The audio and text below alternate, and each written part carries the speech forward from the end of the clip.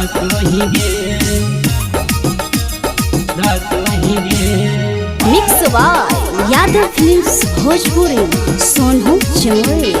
गे छौरी जब हसोही गे बरतियन के दिलवा में धसोही गे। नाचोही डीजे पर कमर हिला के हे गे सुन। नाचोही डीजे पर कमर हिला के सभे बरतिया गे तोरे के ताके। जब कमर तोर लच लच करो होगे आगे छौरी जब हसोही गे बरतियन के दिलवा में धसोही गे।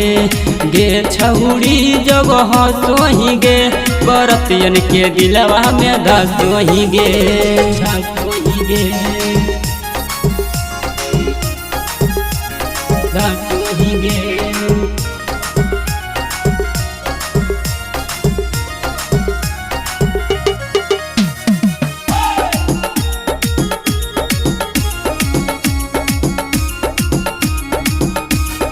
गे छौरी जब हसोही गे बरतियन के दिलवा में धसोही गे।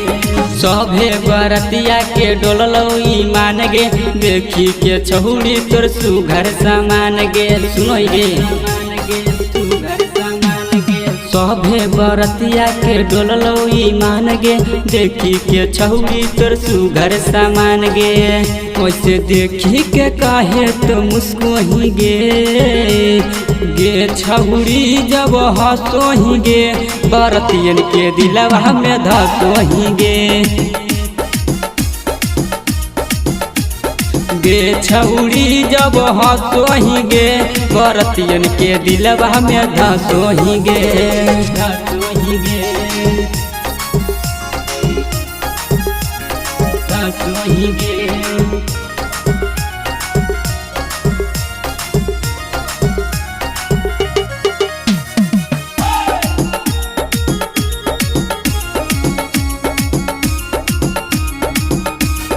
गे छौरी जब हसोही गे बरतियन के दिलवा में धसोही गे।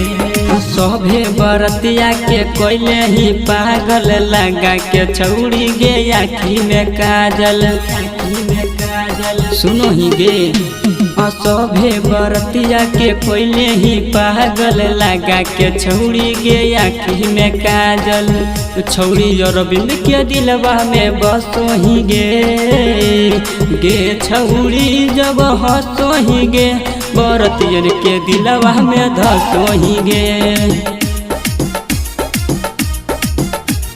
गे छौरी जब हसोही गे बरतियन के दिलवा में धसोही गे। आगे सुन गे।